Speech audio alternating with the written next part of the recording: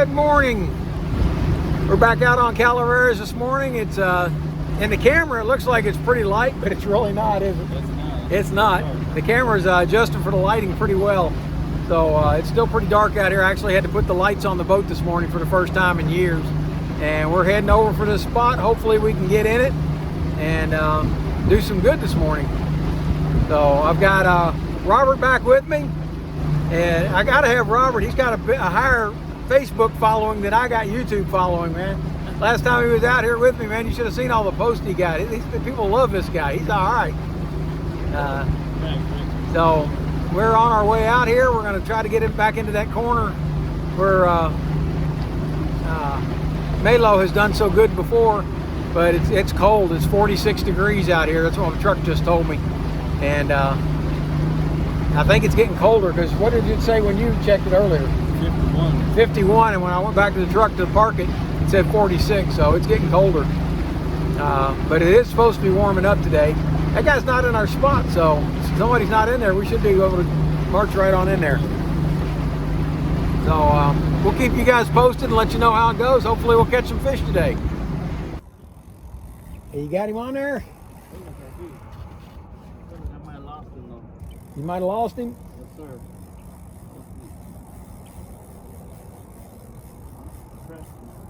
Looks like it's traveling. Yep. I think he's on there. Yeah. I think you might have a rat red or a catfish. Don't let him get around that anchor. Man, that's a baby rat red. Yeah,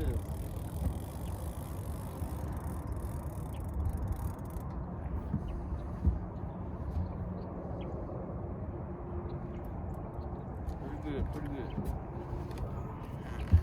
Hey, okay, so we ain't been skunked on the day.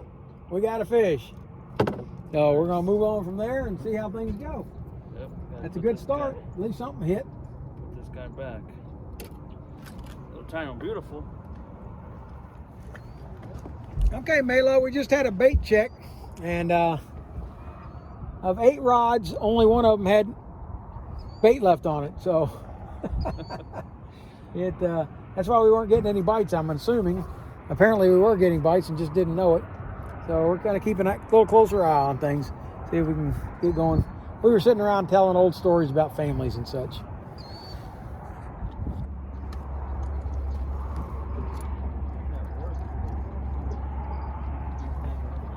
Yeah. Well, I got stripped on this one again. Really? Damn. Maybe we just hold on to those ones and just kind of slowly just bring them Well, over the rock. this one was snagged in the rocks, so it might have pulled it off on the rock. But yeah, if something hadn't had a strike, haven't seen a strike on something in 15 minutes, let's pull it in and check the bait.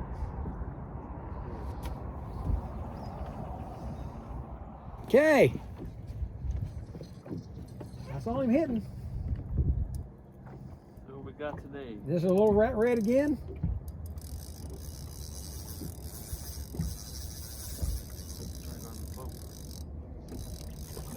Oh, catfish. Catfish. Now see, now hang on. See, you're not winding him up out of the water anymore. You're spinning. Your drag is going, okay? So you're spinning. Wind this one. What happens with your spool? See how your spool's spinning? Yes. That means you need to tighten it up a little bit. Try it again. Okay, tighten it up a little more.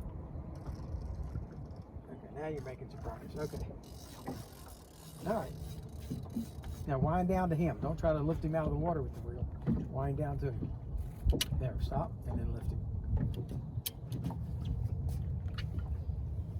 All right, that's a right nice catfish. If you want a catfish. Beautiful catfish.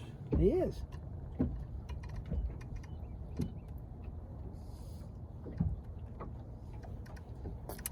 Easy there, buddy. These are all supposed to be barbless hooks. And it is. I just really didn't want to let go. Now, do you have any interest in catfish? I love catfish. You love catfish? You want to take him home and eat him? I don't mind. All right, we'll keep him then. I'll put him on a stringer.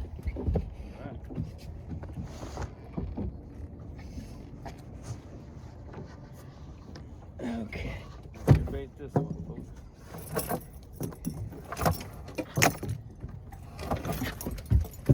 Sorry, catfish. You found somebody who likes to eat catfish. I don't mind catfish at all.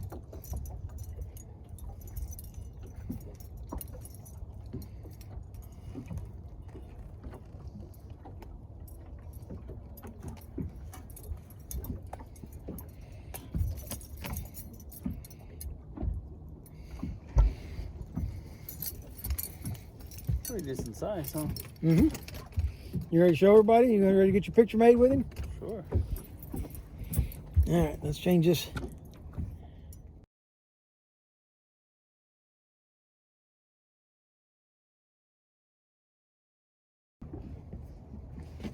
Oh. And I think it was around 1994. I got the last job that I had with the Air Force. That was at Studies and Analysis Squadron. And me and my buddy Keith, we did a lot of fishing and stuff together when we went TDY. Well, when Keith moved off to Alaska, his replacement come in, and that was John Miller. And John was a big man. He was about 6'5", weighed in right at 200 pounds. He wasn't, he's just a large, imposing guy, but he's one of the friendliest guys you'd ever meet. And we went fishing everywhere we went. And he would do things all the time to embarrass me, try to embarrass me. And I told him one day, I said, that's it. I said, we're done. I said, you are never going to embarrass me again. I don't care what you do, it's not going to embarrass me. Oh, I could embarrass you. No, you can't. You're nothing. No matter what you do, you can't embarrass me. He said, okay, you just wait and see. So we went TDY. We were down at Tyndall Air Force Base in Florida, and we decided to go over to Walmart. We didn't take a lot of stuff with us for the fishing, to do the fishing, and so we went over to Walmart to stock up on a few things, get some lures and stuff. And we walked in there, and I'm over in the fishing section. I'm looking at stuff, and all of a sudden I hear, just as loud as can be,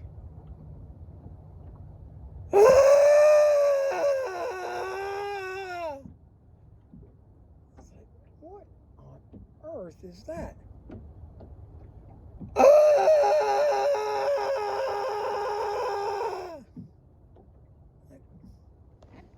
I'm looking all around, and people in the whole store are looking, trying to figure out what's going on. And finally, I went walking around the aisle. After about the fourth time I hear this, I walk around the aisle, and there's John standing 2 aisles over, standing right in the middle of the aisle, all hunkered down on the floor going, ah! And I walked around, I said, John, what's the matter? And he jumps up and he goes, Daddy, you left me! And comes running over to me and gave me a great big hug. And all these old women are staring at me, and they're all looking at me like, you evil man, I can't believe you went and left him like that.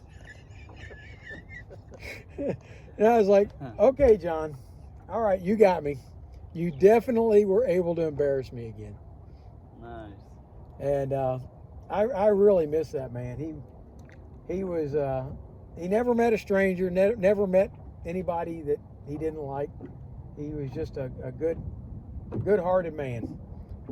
And we were going to spend some time out here at Calaveras fishing together, but I'm afraid he didn't make it. His heart didn't make it. And one morning he got up out of bed and walked in the other room in his house and went down, and that was it. He never got back up again. How old was he? 38 years old. Wow. Yeah. He was young. He was young. Rest in peace. He was young. Died way too young. He was a good friend. I love that man. So anyway, now you've heard the story of John, my fishing buddy. So we went everywhere we ever went. We went fishing. That's awesome. Well, on that trip down to Tyndall, we were out in this back bay fishing, and we'd fished there all week long.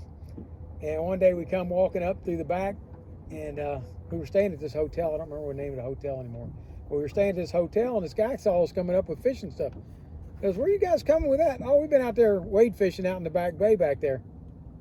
Don't you know there's alligators in there? Well, no, we didn't know there were alligators in there. There's a bunch of alligators in there. So the next day we walked back there again. This time we didn't go wade fish out in the water. We just went back. Sure enough, we saw 3 alligators while we were back there.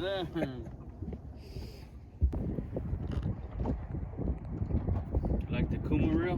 This particular one, it's really smooth. It's a bait runner. I've never used the bait runner feature of it.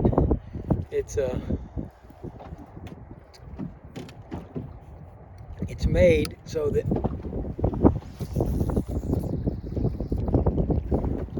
when you turn it, you flip this lever up right here, Yeah. and it creates a mini drag, so it will still go out even though you've got the bail set. So when you wind it, boom, it locks it, and it automatically flips that lever down. It's a bait runner feature. But I ain't had anything hit hard enough to use a bait runner feature. Not today, they're just taking our shrimp. And they're not hitting. Yeah, what I don't like about this is this handle. It's got these hollow ends in it here. Yeah. And when you grab hold of it, they tend to, it's like you don't feel like you got it right.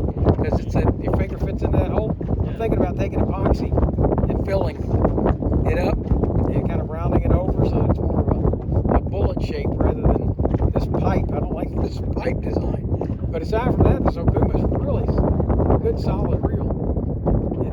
I like that bait feature. The bait feature, it would be great if I'd have a fish that would actually hit the daggone thing. That bait runner feature. So it works. It does what it's supposed to do. You wind the handle, boom, it locks in, it drops down. It's a nice little reel. But we have not had a fish hit anything. We have gone through 70 shrimp, and nothing has been hitting except that catfish thing.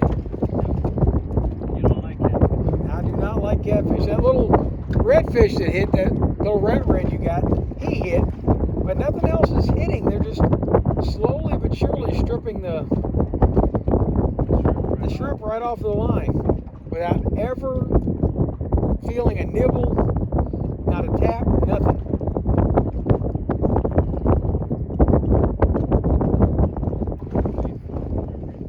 That way. You want to go find a new spot? Let's do it. I'm just saying I'm going to throw this way instead of... Oh, you're going to just go the opposite direction? Well, that's away from the marked spot of where we should be fishing, but let's give it a try.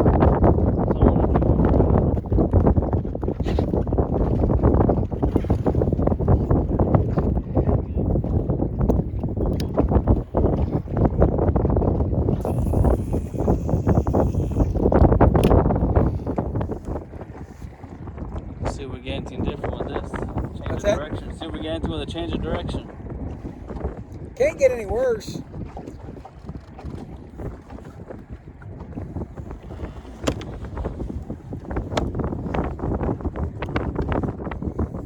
That one's nice. I like that reel right there. It's the chintziest one I got, believe it or not, but it's got that pretty red. What was it called again? Cornell? It's a cardinal. Cardinal? Yeah. Look at that. It's actually good. It's actually one of the cheapest cardinal reels ever made. There's a whole bunch of cardinals out there. Some of them are fetching big dollars. Really? If you got a cardinal 5 or 6, people are offering to pay like $100 for it. Whereas this was a $5 reel. When did you buy that one? 1981 or 82.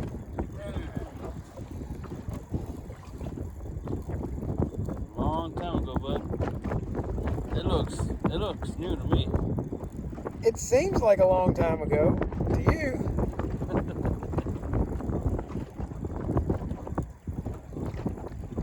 Who knows? You might even have been born by then. Yes, sir. I was born in '77. All right.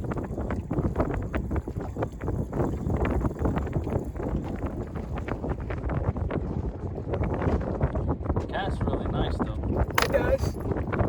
It does. But most spinning reels will, if you put the line on them properly. Most of them will cast real nice. That's why people like them so much. Those bait casters, well, people have a lot of trouble out of them. Why is that? Just because that switch? No, the bait caster itself, it's the time-honored problem of bait casters. It's a level wind reel, and what happens is when you throw it, the spool accelerates. On this, the spool doesn't move. The spool just sits there, and the line feeds off the end of it. Okay? Whereas with a bait caster, the spool rotates, the whole thing rotates, and when you cast it, it speeds up, and then it, for just a moment, the spool will get faster because of that immediate whiplash action. It will accelerate past the speed that the line's actually coming off. When it does that, it starts to backlash. The line will all start traveling backwards, and all of a sudden it all starts loosening up on the reel, and it just turns into this knotted mess. A nest. Which I think you've seen me do with one of the pin reels. Yep. So that's exactly why and the bass fishermen used to almost exclusively use bait caster reels, and I have noticed on the tournaments now, a lot of the pro bass fishermen are going to spinning reels.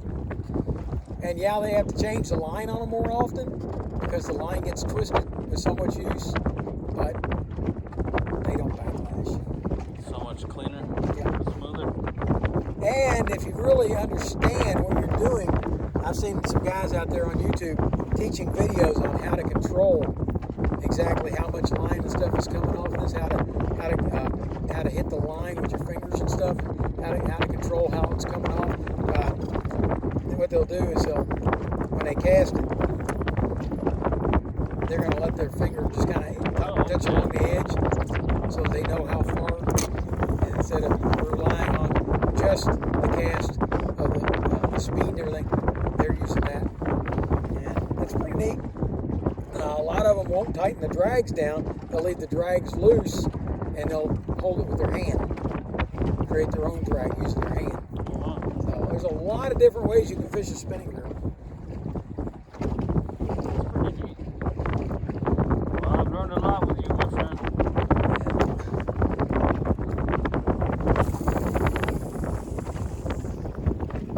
That one goes so smoothly. I like it. It does. All right, it's the end of the day. I didn't catch any fish. Robert caught fish. He caught two fish, actually. He caught a rat red, and he caught about a 14-inch catfish, which you guys saw. And interestingly enough, at the end of the day, on the stringer, there was no catfish. The stringer hook was unclipped. Catfish was gone. So I guess no catfish for today either. We were going to let him go anyway, since he was the only one. But anyway, that's Rick Stivers, the Young Martin's Reels, signing out.